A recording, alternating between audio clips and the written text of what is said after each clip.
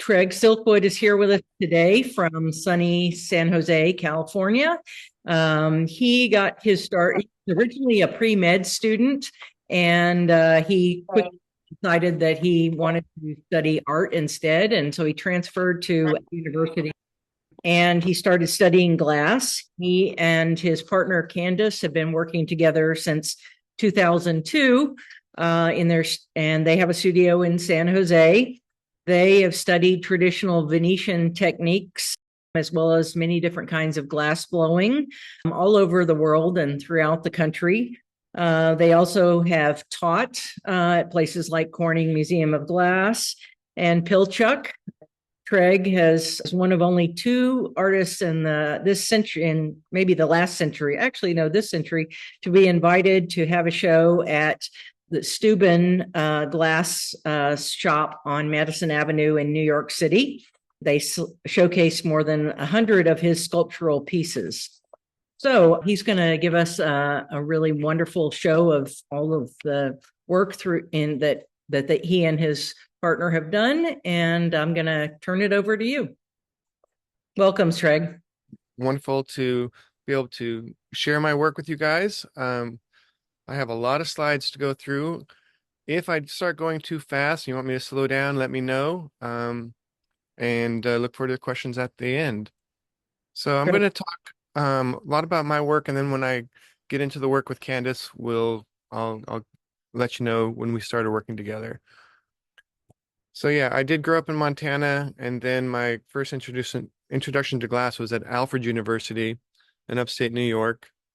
I went there to study ceramics. This is a slip cast shell mug that I made. Very interested in the natural world. I studied a lot of mixed media, metal, sculpture, and primarily did a lot of cast glass. When I was at Alfred, I didn't think you could put anything conceptual into blown glass, so I focused primarily on cast glass, and glass blowing was my therapy. It was uh, time for me to play. So this a number of the pieces I did, which were cast glass. Very interested in how things corrode and erode and change and evolve. So for these pieces, they started off as a perfect prism, and then eventually, as I kept casting into the same mold over and over, they would transform. So it was the same mold that all these pieces were created out of. They were rigid sand casting molds that I was using. Really excited about the colloidal fracturing of glass. So this was a mold of a river stone that eventually turned into a glass sculpture. I did have the opportunity to spend a semester in Prague at the Academy of Fine Arts there, and this is mold melted glass. So I did a lot of cold working in mold melted glass. And this was a wood form that I made. This is a standing stone, and every time I blew into the piece, the mold would burn and get a really nice texture to it. So I'd probably do 10 to 20 pieces out of each mold before they corroded. This is a mixed media sculpture. It's basically an apartment that burnt down. I picked out all the best like pieces of wood that were burnt, and this is 8 feet tall by, I don't know, 15 feet wide, and it's an American flag that I then built a room around. So just showing a little bit of glass, a little bit of mixed media sculpture. When I got out of Alfred, I thought I was going to go to Montana again and uh, be a metal sculptor. But I got a job at Greenfield Village in the Henry Ford Museum in Michigan. And they do a lot of early American glass. So basically exclusively early American glass designs.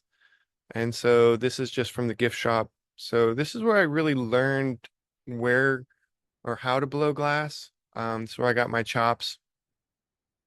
While I was there, I did a lot of Venetian work.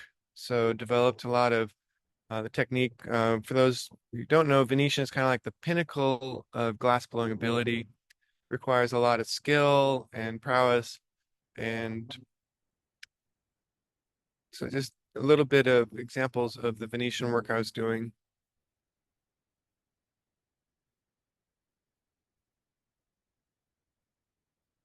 And so these pieces were medicinal urns.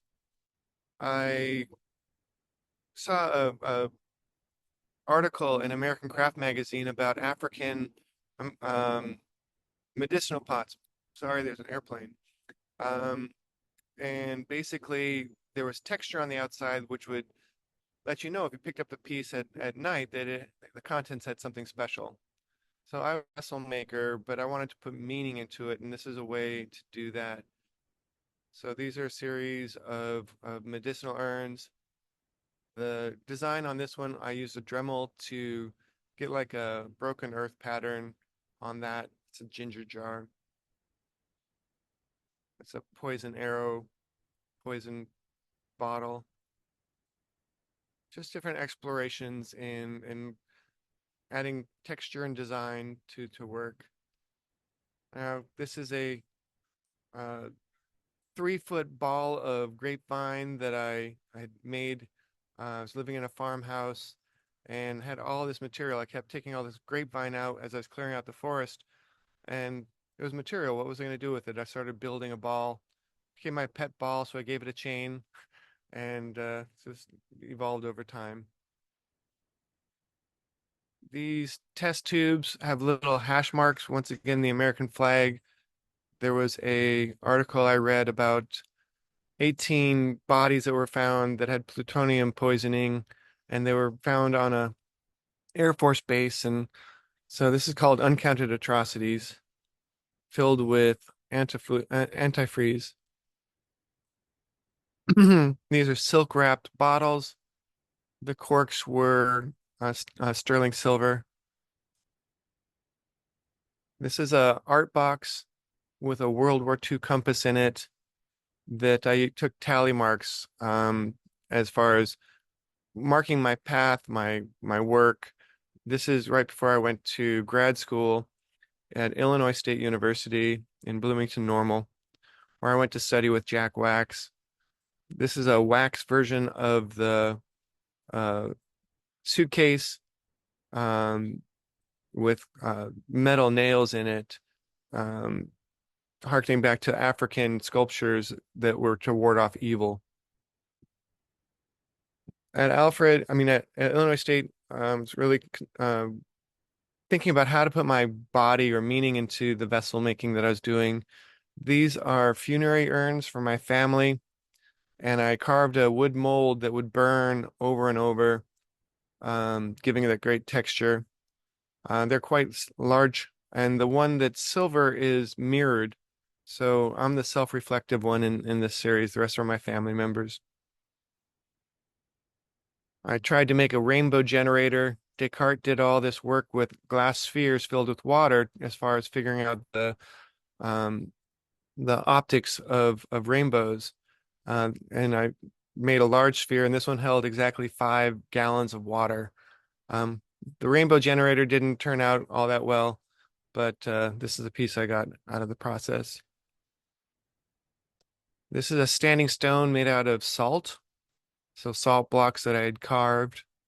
This is 5'10", my height. I started making glass stones. This is a herm of glass stones. It's like 3 feet high by 10 feet in diameter. Historically, when people would travel, if somebody passed away, they would be buried and there'd be a pile of stones there. And the Greeks would pray to their god Hermes and leave offerings to Hermes. And if you were desolate, you could take those offerings and eat them. And this was kind of like marking boundaries and my own evolution. I made this piece and I've been packing around ever since. It's still in the garden. These stones were dipped into baking soda and water multiple times to get a really rich, earthy surface to the piece. After I went to Illinois State University, I started working for the Corning Museum of Glass, their road show, and this was a piece I made for a film festival um, in the area. This is my waterfall series done with cane. Long strips of glass that were pulled and then rolled up. Started doing a artifact series. These pieces all have glass that's not fully melted on the surface, trying to give pieces age and history. As a glass maker, glass comes out very shiny and clean, and I wanted to imbue age, history into the work. These have copper chains that I made created for them. So just a series of my artifact vessels. I started making these when I moved to San Jose. This is a memory vault. The outside surface, I use graphite to give the blackened area with little prints. Once again, something that draws you in, but also is trying to repel you at the same time. I really like that dynamic of that energy of something that's trying to protect itself, but it also pulls you in with its beauty. This is a Newton's cradle I created. The spheres are made out of glass. They're 4-inch spheres. Um, so it's about 2 feet 2 feet high by 2 feet wide with the spheres. Actually works. I think it's a really excellent piece. In 2002 or three, Candace and I did a residency at the Corning Museum. We had a month-long residency where we started creating seashells. And these are some of our first pieces. The first ones look like spiky clubs, but over the last, 20 some years, they've really developed over time. These are Latticino cane shells, so using the Venetian technique of pulling cane to get that elaborate texture and patterning. These ones are done with crackle technique where you dip the glass in water to crack the surface and then put black glass in all the little cracks. We made cowries. These ones were challenging because you have to cut all the way through the bubble. So form and color really kind of are exciting. Taking walks on the beach, looking at shell books. There's an endless source of inspiration. So this is a turban shell, more Latticino. My wife Candace developed a seaweed design. So these are kind of a marriage between her designs and mine.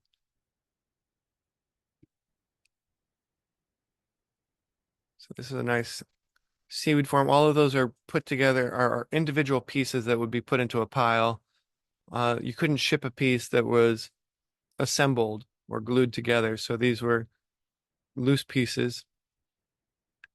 We took some to the beach and this is kind of, you can almost, they look pretty identical to the natural seaweed that we would find on the beach.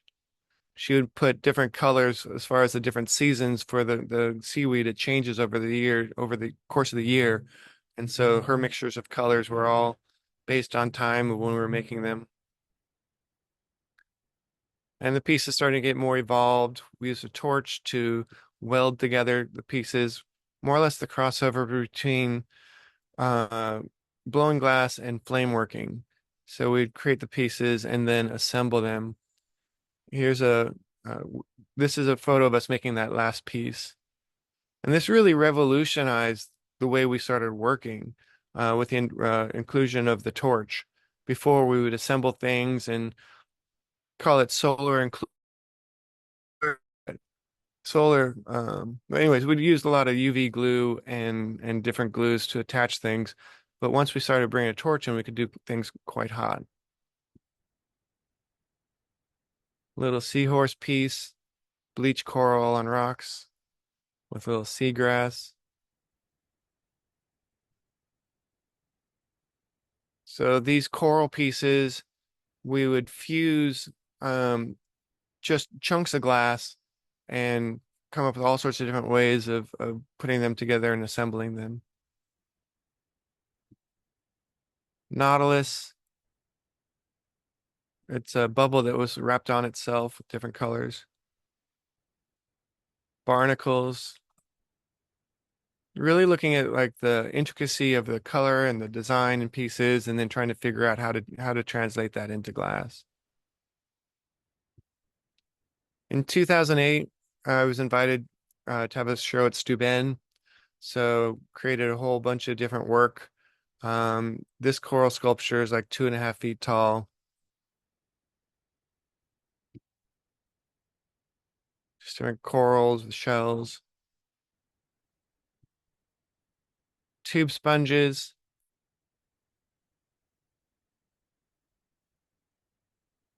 It's a frosted shell on coral. Just me with a torch. And so, as the work developed, interest in how using color to get natural forms, uh, texture, and tooth. Um, so, using a lot of glass powders late in the process that I would dust onto the pieces before we assembled them.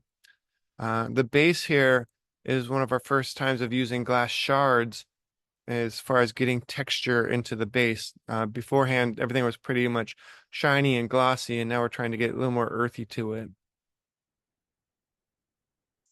This is a sponge with the shard technique. The tube sponges here were cane, hollow cane that we pulled and then manipulated. This is a vase sponge on brain coral. If you look at the base, it's all sorts of strands of glass that were created into to form that brain coral, which is a very involved process, but very engaging.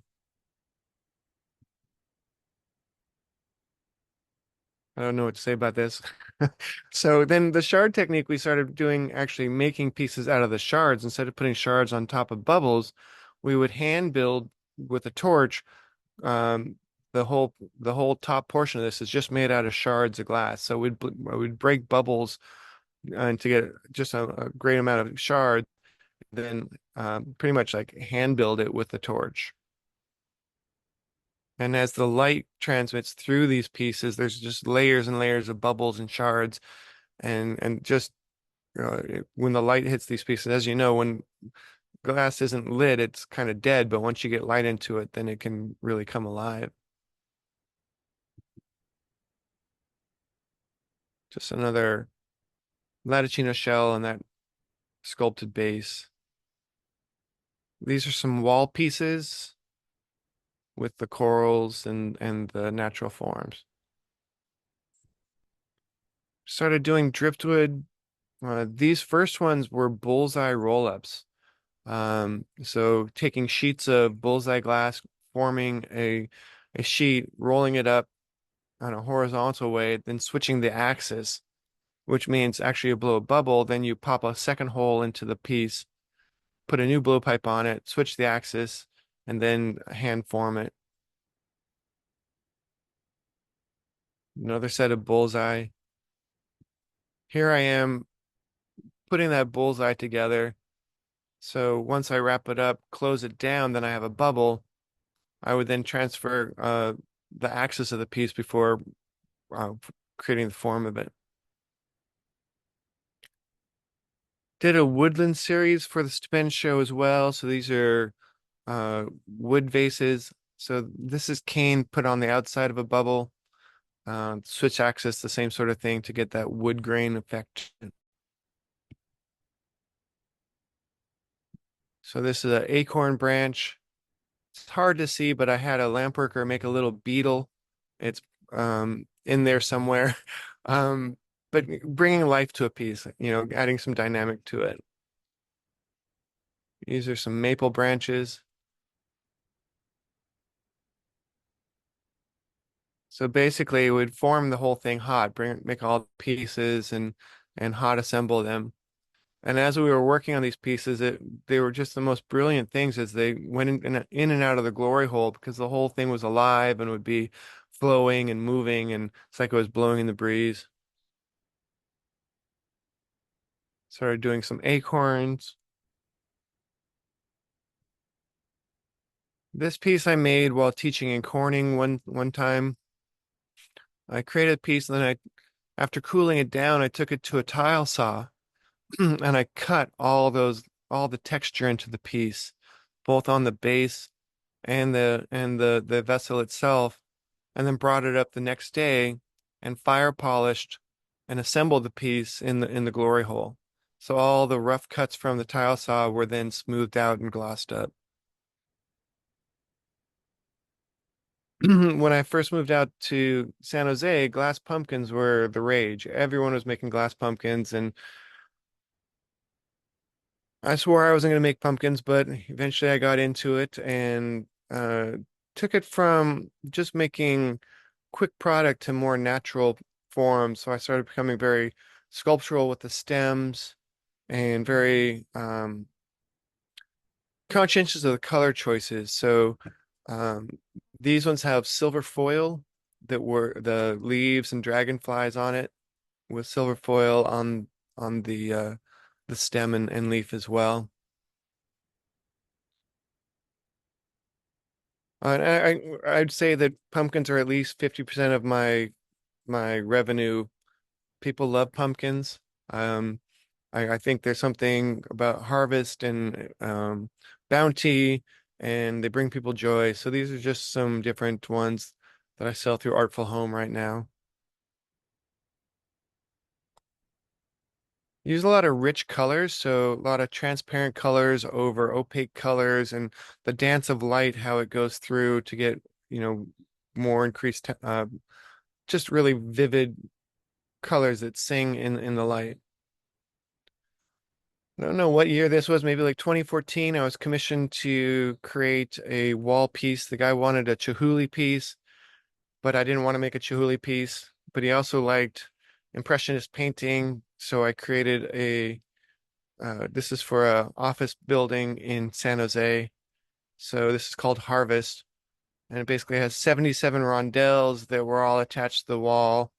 And I thought of it more like a painting than a glass sculpture. Do a lot of meditation stones, just different explorations. This has a pistache leaf on it. So using a lot of glass powders late in the process to get those really rich and inviting colors. It's part of our fossil series. So once again, looking at things that were old and trying to recreate them in glass. So ammonites. A lot of these pieces were sandblasted and brought up with I've used a lot of different medium to put satin over the sandblasting to bring it back to life. Um, my go-to now is Thompson Butter Seal. It works fantastic and it stays on for good. These are some stone vessels. The one on the left has an ammonite fossil in it. The next photo, you can kind of see the ammonite fossil, which are canes that I would create, then put it together hot. Here's a standing stone, and actually another time teaching in Corning, this was a collaboration with Denise Stillwagon. Uh, Becky had mentioned her earlier. More ammonite vessels with the ammonites. Started working on nautiluses. These ones were vessels that I started cutting and um, cold working the edges. Just another series of these.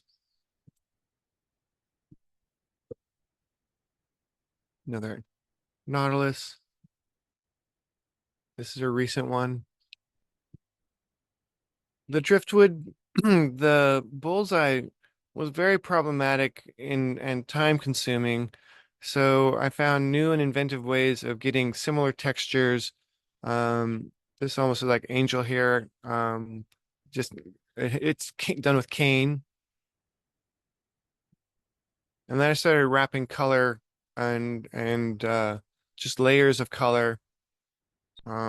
which became much faster, more vivid.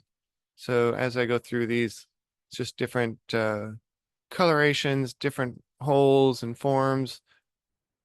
I like relationships, so this is like a mother-daughter, or it might be, um, partners, families. So rosewood, these ones are a smoky gray. And the one on the left, you can see that the wrap is no longer perfect. This was a screw up, and often in glass, it's the screw ups that open doors to new possibilities. Where before I'm such a perfectionist, I want things to look just right. And then after finishing this piece, I loved it. It had a quality to it that I wouldn't have gotten achieved without, having it screw up. Another topaz set.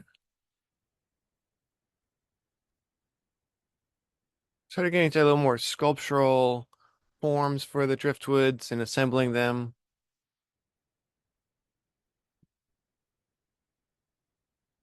putting the sea star on it, and also thinking not just vertically but horizontally as far as what are the other possibilities for form.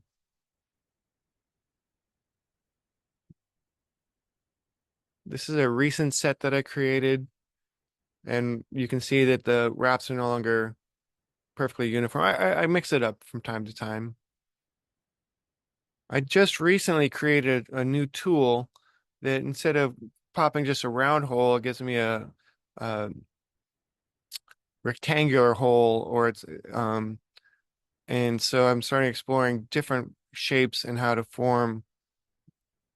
And I think this is my last slide, but this is like my new launching point into new work. Like I am so excited about taking from just the standing stone forms into really kind of creating a piece that has been found and carved.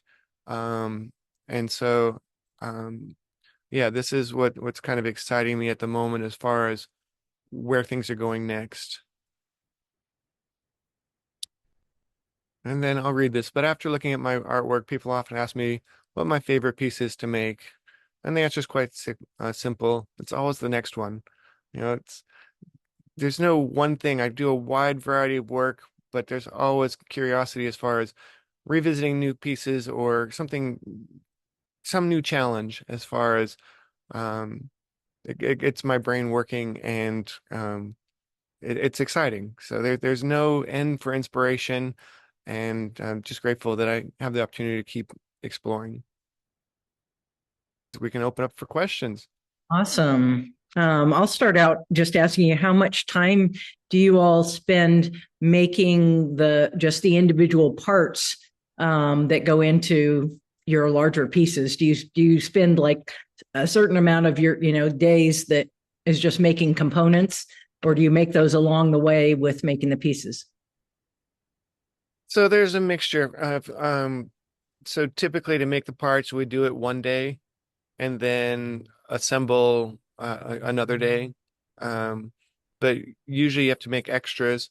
And then I have boxes of parts that, then it's eventually I want to use those. So I might pull those out and need to make other components to then put those together. And so usually it's a multiple day process. It's not going into the studio in one day and creating all the pieces.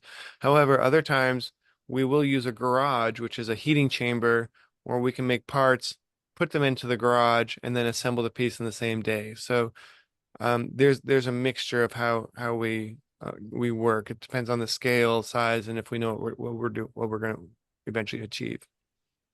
And what is Candace's role? Does she make a lot of the parts for you, or is she primarily your assistant? She is a designer. She's primarily assistant. Um, yeah, so I'm the main gaffer. She's my assistant, but we collaborate on designs, and she's amazing with color. Um, and so that's kind of how we work together. She's getting into painting a little bit more, so I have another assistant that I brought in. So yeah, it's been a really good relationship. Do you have a showroom at your studio, or do you use your work carried in a gallery? I sell primarily through galleries, and we sell on Artful Home, which it's like our online. We actually work out of the Bay Area Glass Institute. It's a nonprofit here in San Jose. So we don't have our own studio. Um, and so we rent time there. I'm a board member there, and I was the senior instructor there for 20 years. Now we just focus on creating our work. But I really believe in public access studios, so we've helped them out a lot, and I really it's a great relationship, and you know you pay for it when you use it, and you don't have to have the overhead of a full studio, which is really smart in the long run. Like Corning rents out their studios as well. Yeah, Correct. great resource for the community, and sort of draws a whole community of glass blowers to that area. Other questions? I'll open it up. Anybody? Nikki, unmute yourself. You're still muted, Nikki.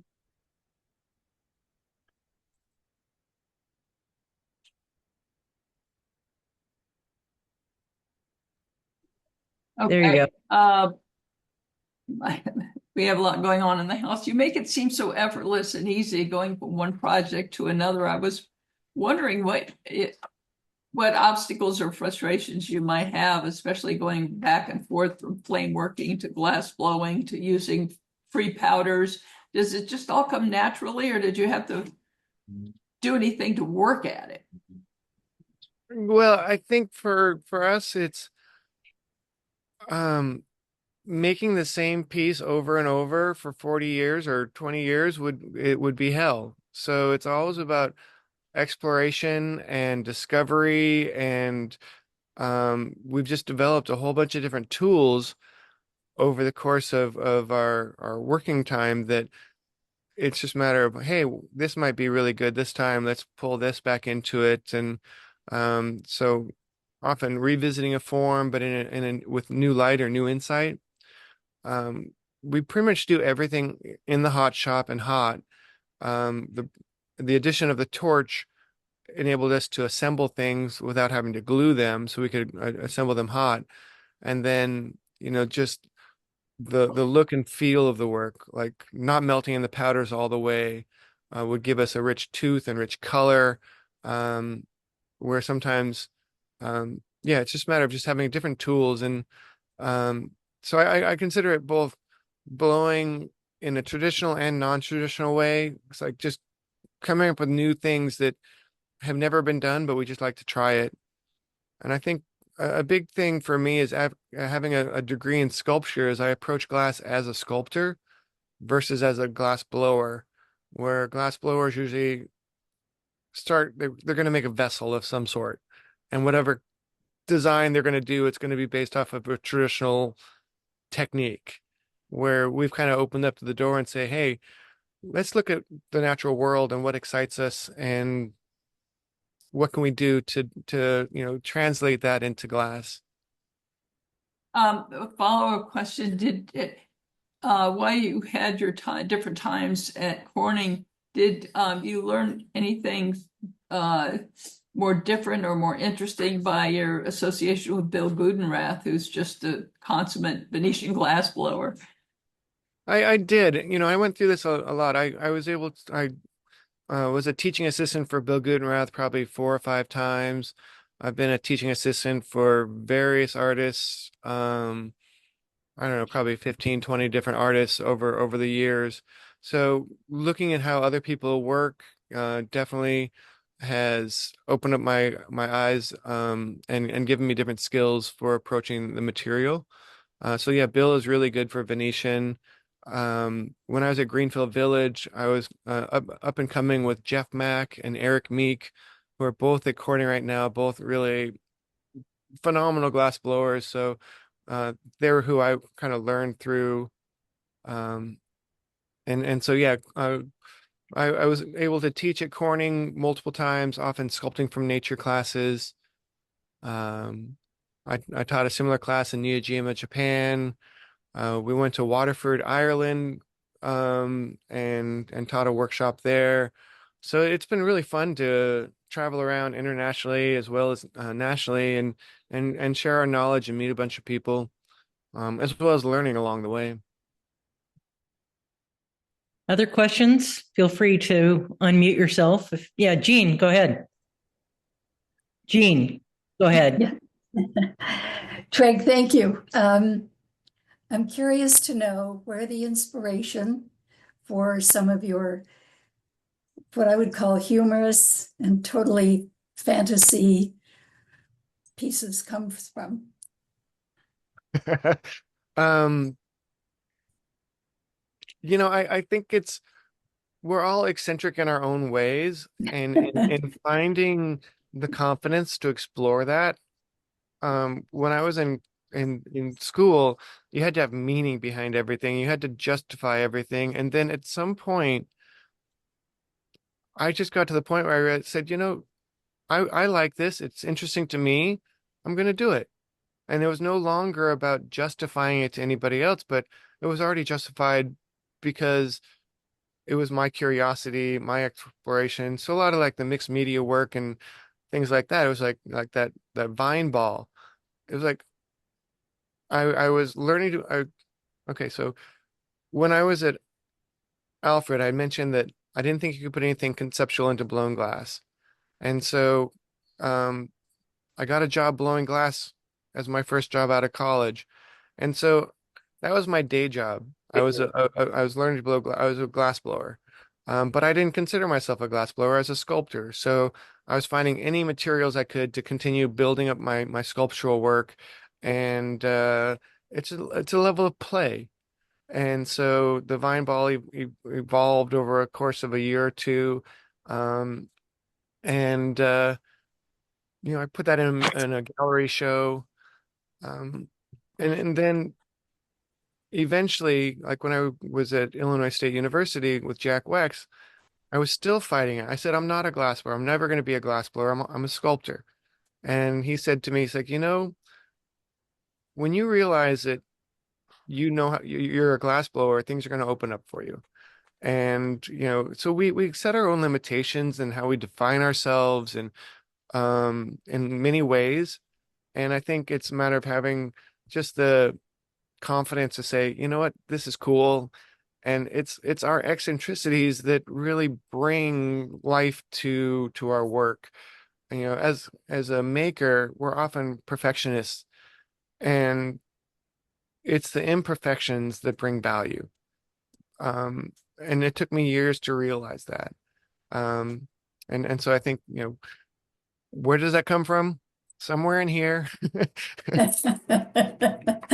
Well, I'm glad you took the leaps. It's very engaging. Thank you. Barbara, go ahead. Two questions, please. And I came on late, so I don't know what I missed, but two things. You said that one of the pieces you showed was not what you wanted. I think you even said it was maybe a mistake.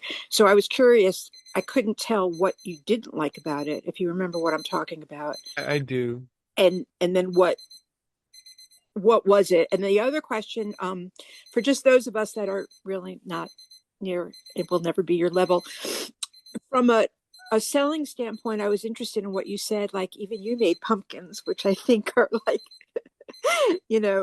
something that a lot of people will make as beginners, not at your level.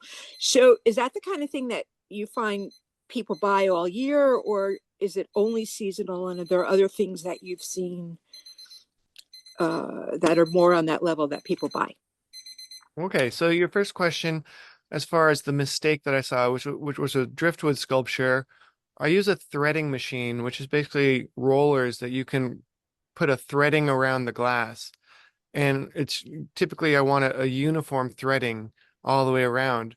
But at some time it skipped off the rollers and we got this really organic thread on there. So it was mostly uniform and then it got crazy. Okay, thank you. And so I'm thinking, oh, we screwed this one up. Well, I finished it anyways, and I fell in love with it because it's unique. There'll never be another one like that, and it opened up a door to going, you know what? Let's let's actually work with this and push that forward. Um, so I wouldn't have gotten there without making that mistake. And then as far as pumpkins, yeah, when I first moved to San Jose, there was a big pumpkin patch, and I was like, oh, I'm above this. I don't make pumpkins. But I found that making the pumpkins, I could try out lots of different color patterns, techniques, designs in something that was very receptive, or that the public was receptive to. And it still astounds me. I can put the most beautiful goblet or seashell next to a pumpkin, and people will go gravitate right to the pumpkin and throw money at it like nothing else. Um, so from a business standpoint, and how do you continue making? You have to sell your work, and there are avenues for doing that.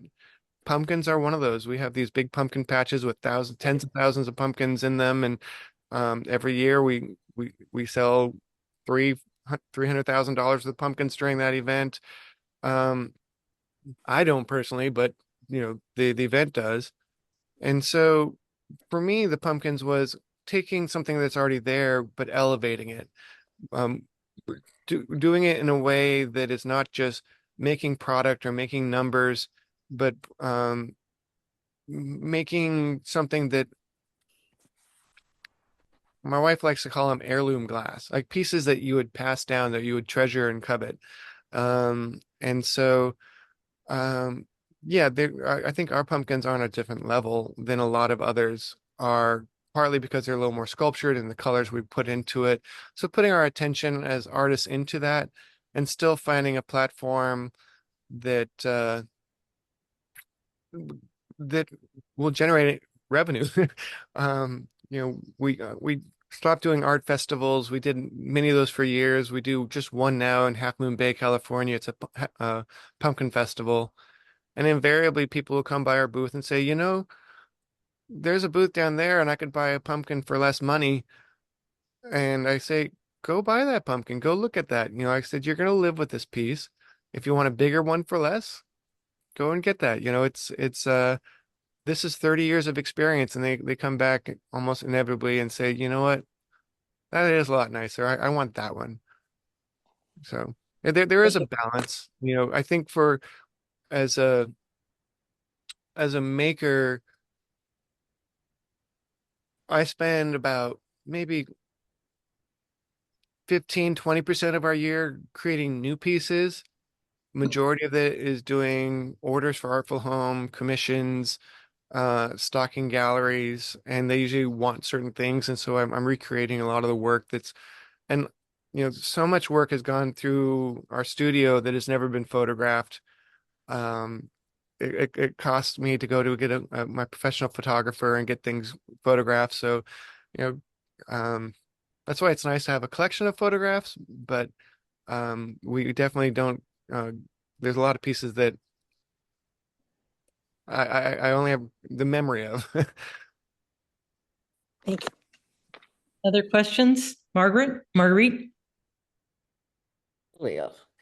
Yeah, this is more a comment, at a time when things are being cut and like kids aren't exposed maybe to as many art programs. I just want to say my first introduction to glass was at Greenfield Village. I was 7 years old. I was on a field trip with my class. It was the first piece of glass art I bought, which was a little bird's nest, which was their version of a pumpkin. But I remember that trip, and I remember being dragged away from watching the glass blowers. I could have stayed there all day long. So I think, when we go out and do things or something like support Corning or whatever group, and you expose people to art, it does make an impact because I'm turning 70 next month and still into glass just as much. So thank you. Oh, you bet. No, I was at Greenfield Village for 5 years, and we saw, there would be 4,000 kids that would come through in a day, and glass blowing is magical. Like Oh, it is totally. so magical. I have my own experience. There was a guy doing lamp working at a mall when I was probably 10, 12 years old, and I could have stayed there all day just watching it. And because it's beyond our normal day to day. Yeah. It's something that's magical. And I remember, to this day, I remember being absolutely fascinated. I do fused glass now, but I'm still like fascinated by all things glass, basically, is what that left me with. So very cool. Nikki, did you have another question? You're unmuted, I think.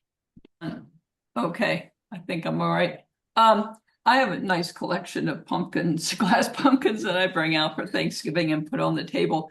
A couple that I really like that a guy made who's no longer with us were squashes. So I started collecting squashes because they just add a different element. And I was wondering if you were interested in ever making cornucopias or other squashes or gourds to go along with your pumpkins. I have. I've done squashes and gourds. Uh, I don't have any photographs of Oh, the, okay. yeah, I think that, you have your standard pumpkins, you have the varying sizes, but then you want to have diversity. You want to have things that, will bring character to the whole thing or tie it together.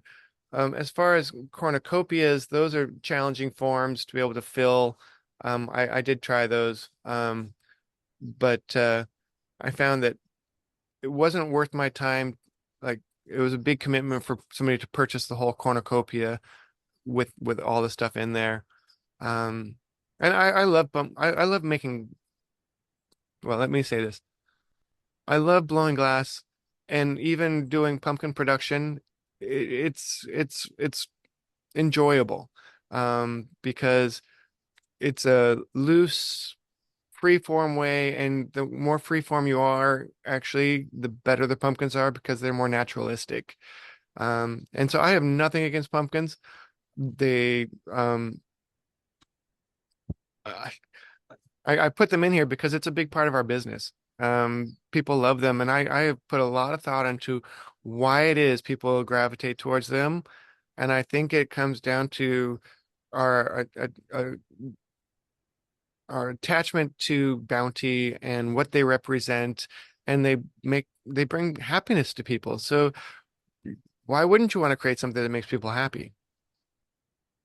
Yeah, I know exactly what you mean. That's why we plant pumpkins and gourds in the vegetable garden. It's not because we need them, because they're so abundant, but it's just because it brings us joy.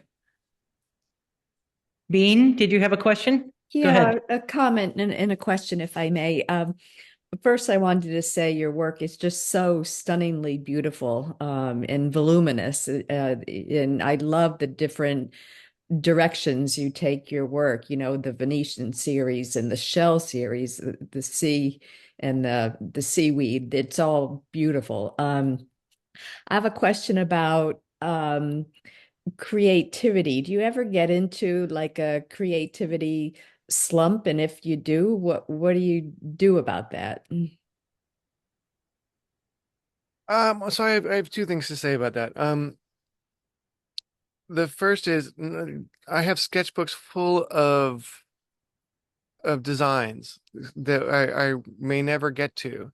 So there's no lack of like inspiration and ideas. It's balancing out in a business sense how much time I can dedicate to that, because the more ornate sculptural pieces, they may eventually get to a gallery, but they don't sell all that frequently. They require a particular buyer to be interested in them. So it's a balancing act. But I do, like in the spring, I do dedicate um the first couple months to developing new work. And so it's like I almost force myself to. Otherwise, it's just a matter of working for the dollar. And and that's, although I love doing what I do, it's that creativity that keeps bringing life to it and opens new doors and possibilities. So I think it's like on a personal level, you have to find your own balance in that, versus operating out of fear, like, oh, I need to make something that's going to sell or fulfill the orders and not go beyond that. Um, so yeah, it's people look at artists and they think, wow, how do you get all these ideas? Where does that come from? Uh, I, I think it's just natural for most of us. You can be creative in the kitchen, you can be creative in so many different aspects of your life. And if you have some avenues for that creativity and like right now, I'm learning the ukulele. My wife is pretty good at it. We're both getting into watercolor painting. Um, and so we're constantly learning new things, not just focus primarily on glass. And I think that keeps life exciting. Mhm. Thank you. Anyone else have a question or comment? I have one other question. You meant the bullseye pieces that you showed us and talked about. You talked about it being challenging to work with bullseye. Is that just because you have to make the bubble in bullseye as well, or what is the challenging part of that? They're challenging the technique of making the sheet, rolling it up, making the piece. It's just more time consuming. But the bigger challenge is the scale I want to get them to. And so I need a large enough glory hole to put a 15